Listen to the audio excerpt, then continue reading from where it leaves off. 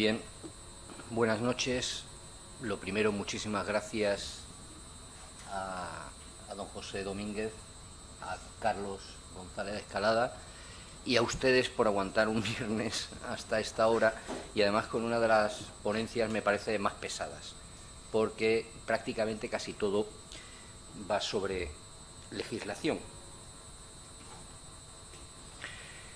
Es un estudio sobre la propuesta de reforma de la directiva SRI.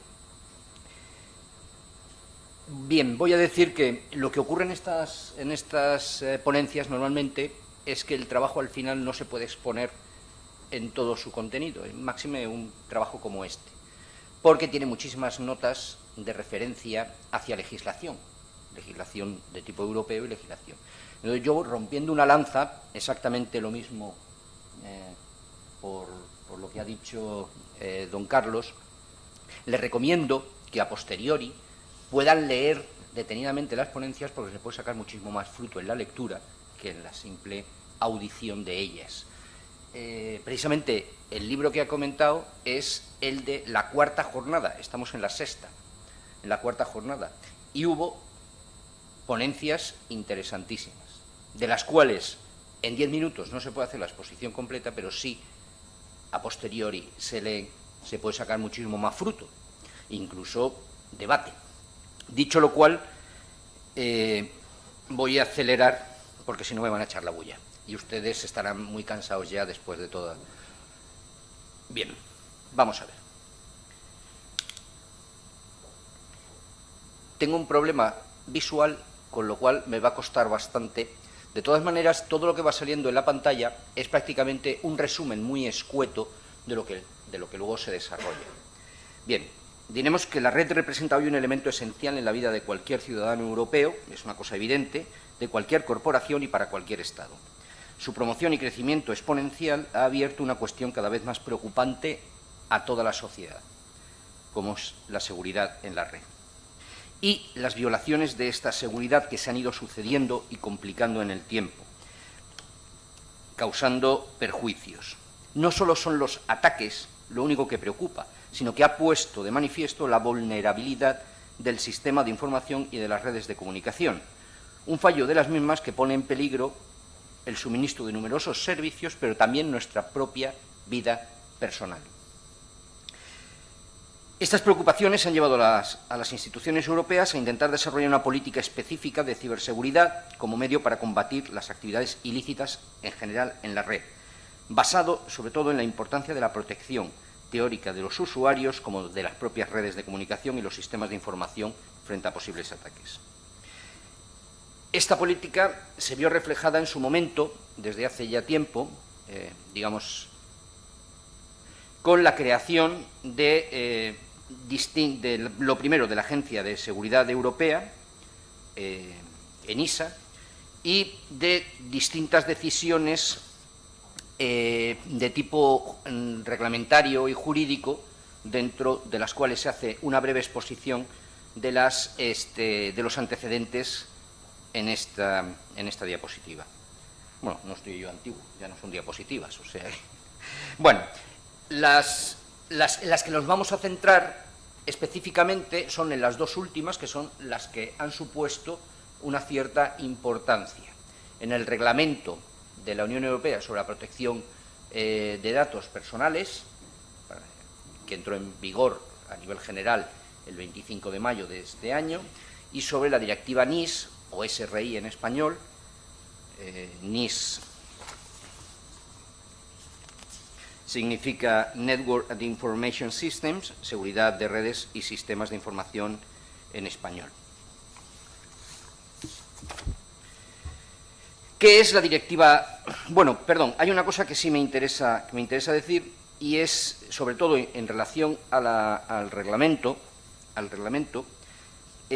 no solo se hace para la protección de datos, sino que teóricamente tiene un trasfondo, que es que la relación entre la protección de datos, la seguridad ciudadana, la libertad de expresión y el acceso a la información es todo uno.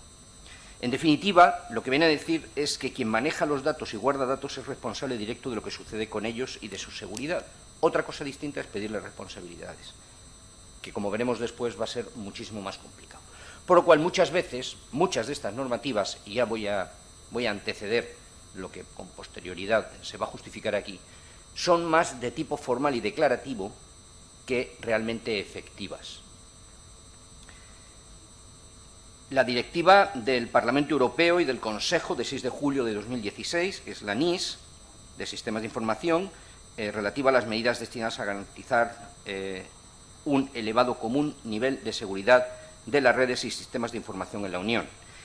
Es la primera directiva como tal propiamente específica para hacer frente al reto de la ciberseguridad y se adoptó en el marco europeo del desarrollo e implementación de la estrategia de ciberseguridad para impulsar el mercado único, respondiendo a la preocupación de las autoridades europeas. Con lo cual, si leemos detenidamente entre líneas, ya tiene una cierta justificación o principio rector determinado.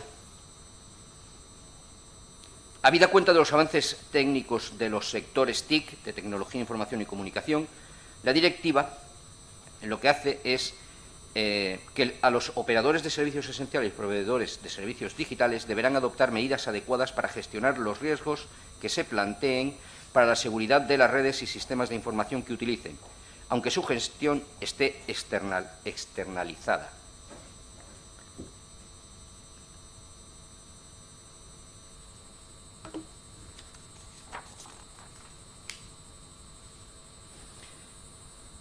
Es decir, esta directiva, en primer lugar, va destinada a los operadores y a los proveedores de los sistemas informáticos, y a que estas entidades deben adoptar medidas adecuadas para prevenir y reducir al mínimo los efectos de los incidentes que afecten a la seguridad de las redes y los sistemas de información utilizados para la prestación de sus servicios esenciales o digitales, con el objetivo de garantizar la continuidad.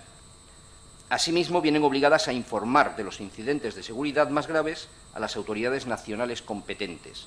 Los requisitos han de aplicarse, se aplican, como he dicho, a operadores y proveedores independientemente de si se encargan ellos directamente del mantenimiento o los subcontratan. Somete a un pretendido régimen de máxima armonización equivalente a un reglamento. Considera que su regulación a escala nacional no es efectiva por tener un carácter intrínsecamente transversal y transnacional. La función de las autoridades nacionales se limitaría, según esta directiva, a supervisar su aplicación por los proveedores establecidos en su propio territorio y coordinarse con las autoridades correspondientes de los otros países de la Unión Europea. El considerando 5 de la directiva pone de manifiesto las sustanciales diferencias, sin embargo, en el nivel de preparación de los diferentes Estados miembros. Bien, hay que decir también que esta directiva se prepara en 2013, sale en 2016, estamos en 2018 y todavía no está implantada totalmente. Mientras que el mundo digital va a una velocidad revolucionada. En este contexto, la Comisión Europea optó por la aproximación regulatoria, proponiendo una directiva cuyo principal objetivo era que todos los Estados miembros adoptasen medidas para garantizar un nivel mínimo de seguridad común en las redes y en los sistemas. Pero la propia directiva reconoce, como he dicho, que eso no se da, no es así. Bueno, hay que decir que en España la directiva se publicó, en el Diario Oficial el 19 de julio del 2016 y entró en vigor en agosto del 2016. España debió haberla trasladado y traspuesto a su legislación nacional antes del pasado 9 de mayo de 2018. Sin embargo, no se dispuso de un texto de anteproyecto de ley que tenía 42 artículos, 3 disposiciones adicionales, una transitoria y 3 finales, organizadas en 5 títulos, hasta finales de noviembre del 2017. Transcurrida la fecha prevista en la propia directiva, sin haberse producido la transposición, en 19 de julio del 2018, hace apenas unos meses, la Comisión requiere al Gobierno de España, mediante una carta de procedimiento formal de infracción y emplazamiento, con un número de referencia, número 2018/168. También sucede eso mismo con el Reglamento de Protección de Datos, que entró en vigor el 25 de mayo. Ambos se se transponen por procedimiento de urgencia, por Real Decreto Ley, sin debate alguno, porque el anteproyecto al final se abandona al haber superado el plazo, y el procedimiento de urgencia simplemente lo que hace es prácticamente notificar las mismas intenciones de la directiva, aunque el Real Decreto de la directiva NIS sí que tiene algunas diferencias. El Real Decreto que se aprueba es el Real Decreto Ley 12 de 2018, de 7 de septiembre. Estamos hablando de 7 de septiembre de este año. Es decir, sale en el BOE número 218 de 8 de septiembre de 2018. La estructura y contenido, sigue prácticamente el mismo. Bueno, te he de decir que tiene solamente 21 páginas, que tiene 42 artículos en 7 títulos y 4 disposiciones adicionales y 4 finales. Si la estructura del contenido, bueno, hago aquí una exposición en la cual van apareciendo los títulos prácticamente están resumidos.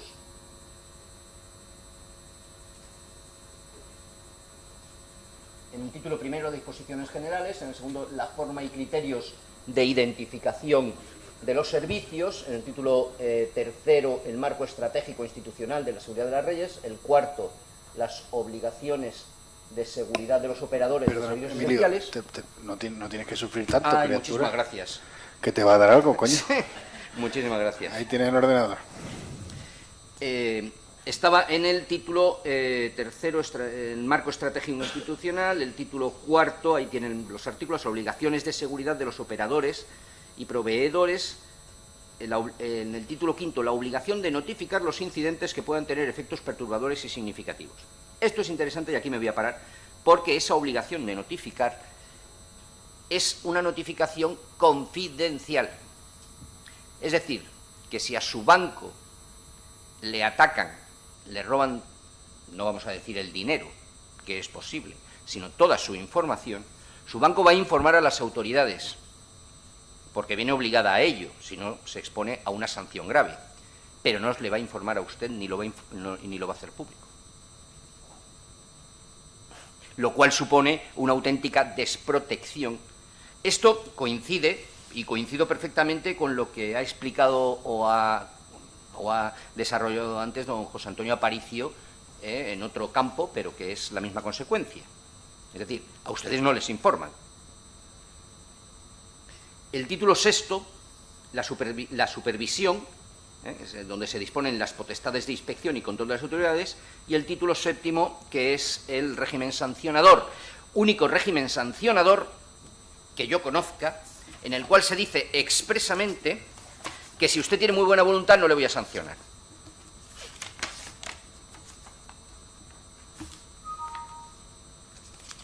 Dice literalmente,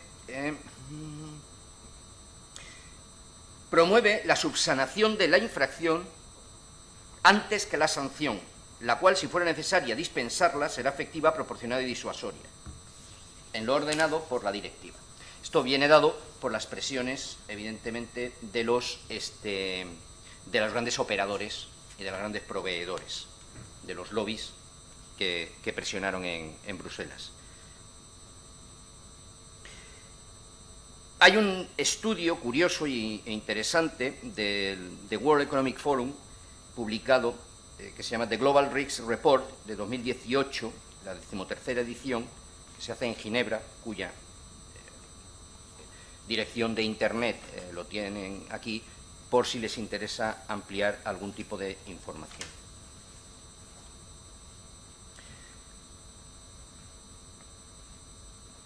Las disposiciones adicionales regulan la relación inicial de los servicios esenciales, las comunicaciones electrónicas y servicios de confianza, las notificaciones y violaciones de seguridad, en fin, lo que es la parte más, digamos, más práctica de lo que es el Real Decreto, que no hace, como comento, más que me he ceñido al Real Decreto porque es más fácil que la propia directiva, pero lo único que hace es transponer la directiva. Habida cuenta de los avances tecnológicos, estamos hablando de amenazas. Existen 3 tipos de amenazas, según sea el autor y el destinatario, según el propio CCN, el Centro Criptológico Nacional, en la cual, que pueden ser evidentemente amenazas combinadas, la de civiles, particulares, es decir, ciudadanos, mercantiles, corporaciones y estratégicas, estados. Esto significa que los 3 pueden ser destinatarios y los tres pueden ser agentes. Es decir, hay civiles particulares que mediante ataques atacan a una entidad corporativa o incluso a propios estados. Hay estados que atacan a entidades corporativas. Lo que ha hecho este tipo de ciberataques no es más que modernizar el espionaje industrial, por ejemplo, de estado a estado, de estado a corporaciones y, por supuesto, también hacia los particulares. Bien, dentro de los ciberataques en 2007, como digo, la fuente es el CCN-CER de 2018, el informe, la finalidad, sobre todo de los ataques de los estados, es desestabilizar otros estados y polarizar a la población, los actos subversivos y de sabotaje, obtener información, influencia política y económica, obtener dinero y propaganda y desinformación. Estos son los niveles que el CER del CCN, que es un órgano perteneciente al CNI, decreta con sus diferentes relaciones y definiciones del nivel de alerta y amenaza. Hay que decir que el máximo centro especializado y donde teóricamente todos el resto de los CER, con las prisas se me ha olvidado decir que una de las cuestiones de la directiva era la creación de los CER y de los CIR, los centros que pueden ser públicos y privados. Es decir, hay empresas que van a tener sus propios CIR y sus propios CER, y ahora veremos. Bueno, hay que decir, como estaba diciendo, que el CCN-CNI solo se ocupa directamente de las alertas de nivel muy alto y crítico, es decir, de las amenazas, que son las de muy alto nivel, de ataques que afecten únicamente a instituciones, organizaciones y administraciones, y de coordinar las de grandes corporaciones de sectores estratégicos, tanto en España como en conexión con las europeas.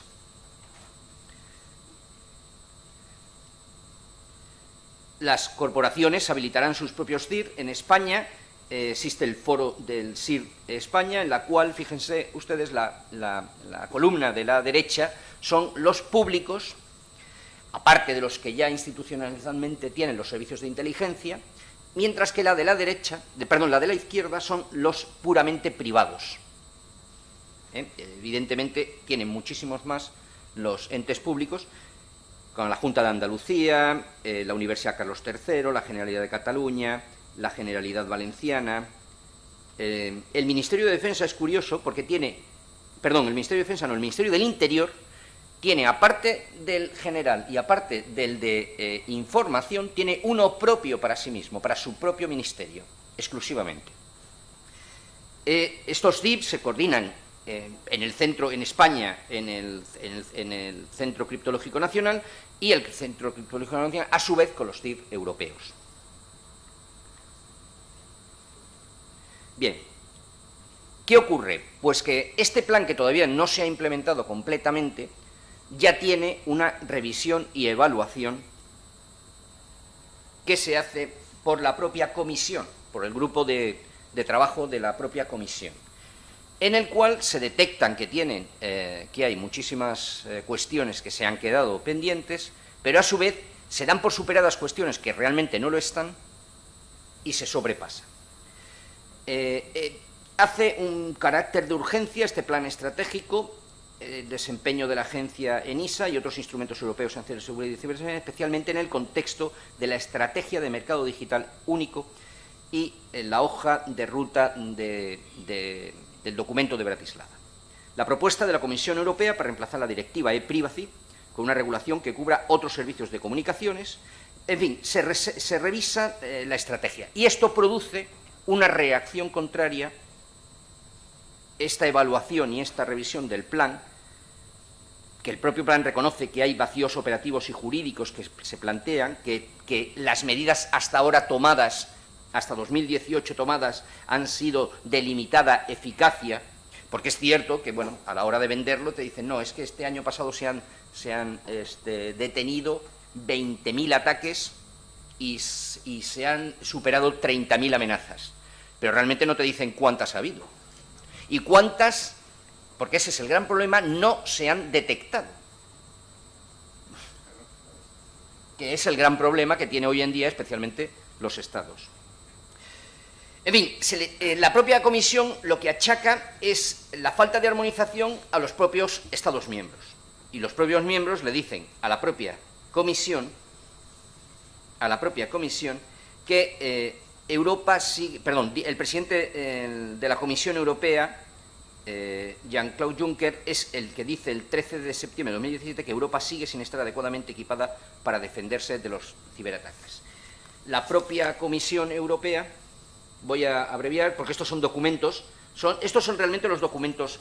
Estos documentos que aparecen aquí son los 3 documentos básicos, en realidad son 5 porque uno se desglosa en 3, que hace de evaluación la propia Comisión, criticándose a sí misma, aunque con las típicas palabras que utilizan los políticos en Europa, burócratas, de que todos somos magníficos y todo está muy bien.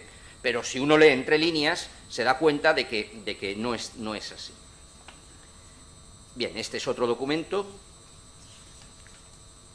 Ahí tienen la referencia de Internet. Todo esto supongo que saldrá publicado. En fin, el plan de evaluación plantea 3 planos.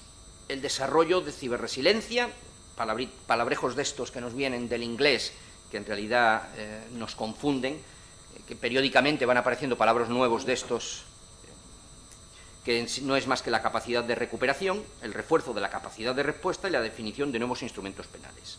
Y estos planos lo concluyen 5 objetivos estratégicos: el desarrollo de la cibercapacidad de recuperación, de la reducción drástica del cibercrimen, del desarrollo de una política de ciberdefensa, el desarrollo de recursos industriales y tecnológicos y establecer un ciberespacio y una política internacional coherente para la UE. Si se fijan, todos son declaraciones formales. Todo. Son buenas palabras, pero son declaraciones formales, que es lo que los Estados achacan. Existen una serie de problemas estructurales dentro de la propia Unión Europea, y es que hay tal cantidad y diversidad de organismos, institutos, agencias y cargos en la Unión Europea que están todos sobre este tema, que acaba produciendo una terrible confusión. Y se quieren crear más, porque tienen presupuestos para aumentar y crear nuevas agencias, nuevos institutos, nuevos cuando ya están creados algunos de ellos. Bueno, aquí tienen una lista de la cantidad de institutos, aparte de la Comisión. Algunos son policiales, otros son militares.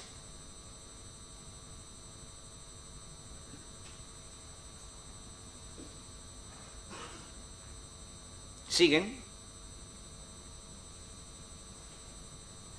Todos ellos intervienen en cuestiones de ciberseguridad.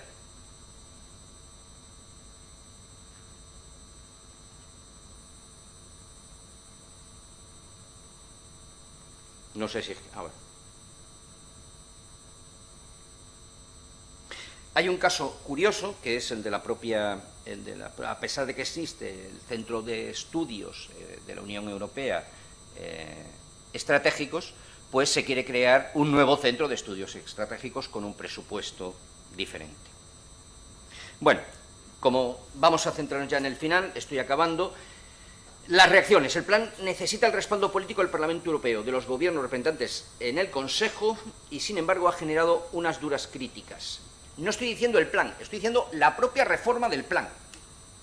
Para algunos Estados miembros no es aceptable la implantación de nuevas medidas y que se revise y se reponga un plan cuando no se han hecho efectivos todavía los mecanismos previos, como he dicho antes, de la propia directiva NIS, antes de aspirar a un nivel avanzado de ciberseguridad, dice algunos de los dirigentes, especialmente alemanes. Muchas críticas de otros muchos países, pero ha encabezado Alemania la crítica.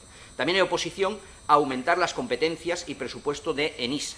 ENISA tenía un presupuesto superlativo con 65, después se amplió a 11 millones, estoy hablando de millones de euros al año, y se quería ampliar todavía más. En cuanto a la estandarización y la certificación, el documento hace una propuesta para que únicamente ENISA sea aquella entidad certificadora, y ha generado ciertas reticencias en otros organismos técnicos de estandarización, como el European Telecommunications Standard Institute, el ETSI, alegando que no existen lagunas en la adecuación de los estándares sobre ciberseguridad en la legislación, sino más bien una excesiva profusión e inadecuación de los mismos. Es decir, que hay muchísima... las críticas más fuertes vienen porque entre el Parlamento Europeo, el Consejo, la Comisión y los comités, en 2017 se elaboraron 516 documentos exclusivamente sobre ciberseguridad. Y este año, en lo que va de año, se han generado 481 documentos, entre reglamentos, directivas, resoluciones, decisiones, comunicaciones, el listado general, lo cual es, si me permiten decirlo, un contradios.